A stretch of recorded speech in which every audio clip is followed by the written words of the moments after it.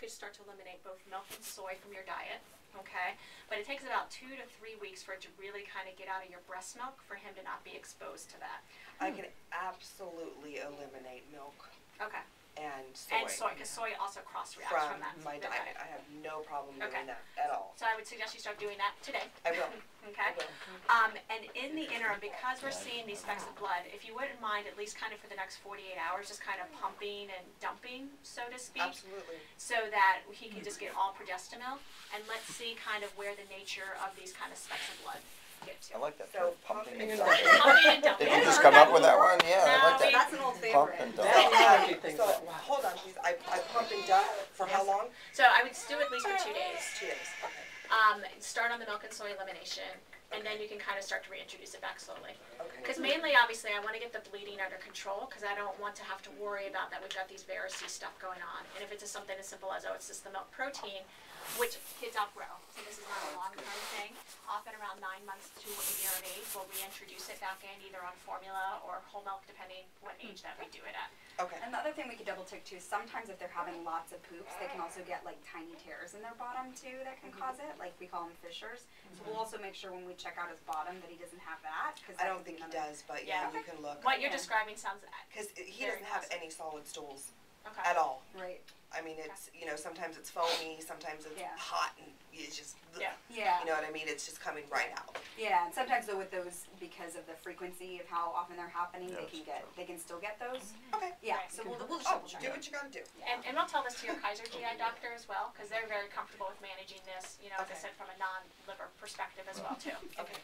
And as I said, worst case scenario, if this does turn out to be, and then we introduce your breast milk back and it's still ongoing, but he does okay with the progestamil, then we would just kind of say, okay, stay on the progestamil 100% of the time. Right. But we'll kind of cross that bridge when we get to it. Right, I mean, I don't mind doing that. Of course, that's gonna give me freedom. Sure. You know, however,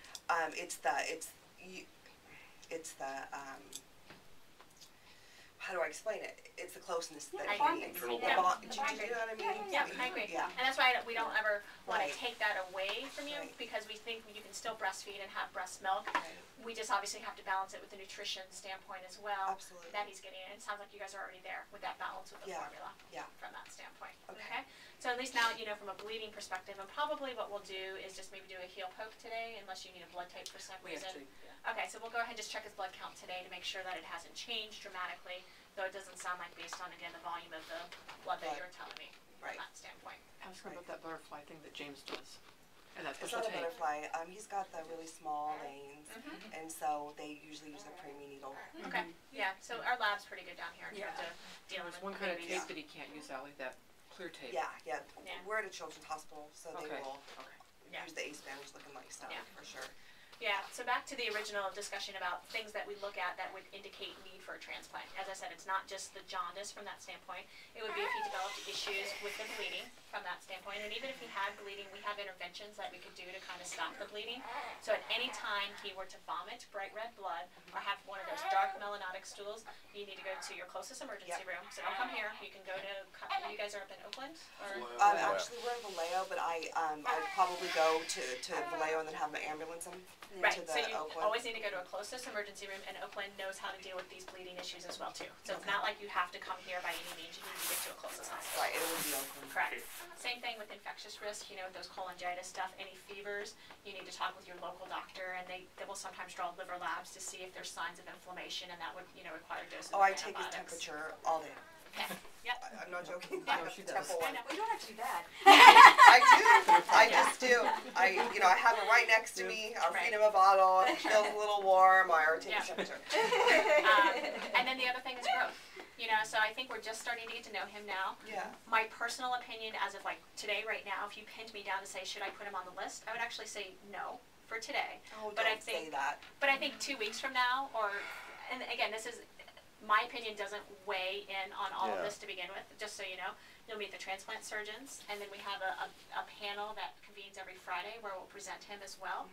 And as I said, the only thing right now he has is the jaundice going, you know, and the jaundice probably lets us know that things may progress a little bit farther, either in terms of one of those things I told you about. But what about his stool? What, you mean the color of the stool? Or The color, The everything. consistency. Don't Yeah. you think that would change if the Kasai worked?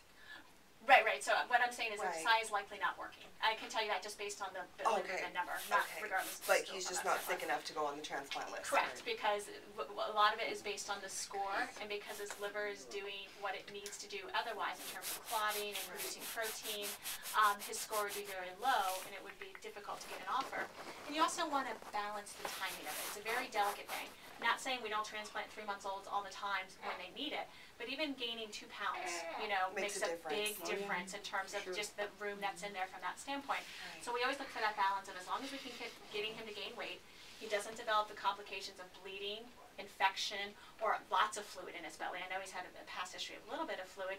We kind of just keep doing this tightrope and keep following you guys very closely. And the minute something that balances, then we put him on the list. And oftentimes. Are we gonna have to? Is it gonna be a process where we're gonna have to come in here and meet with the team again and everything, or you're gonna? This is it right now. Okay. This big day thing. Okay. We will have you obviously touch base with us, just kind of for routine clinic visits on every month to 2 month basis, And that's in fine. conjunction with your local GI doctor as well. Okay. And it's good that you're starting the process now, so that when we do this process, it can happen very quickly. We can get them on a list within 24 hours. So that whole Okay. process, that's not the issue. It's Okay. more making sure the education's in place and that the timing is appropriate as well.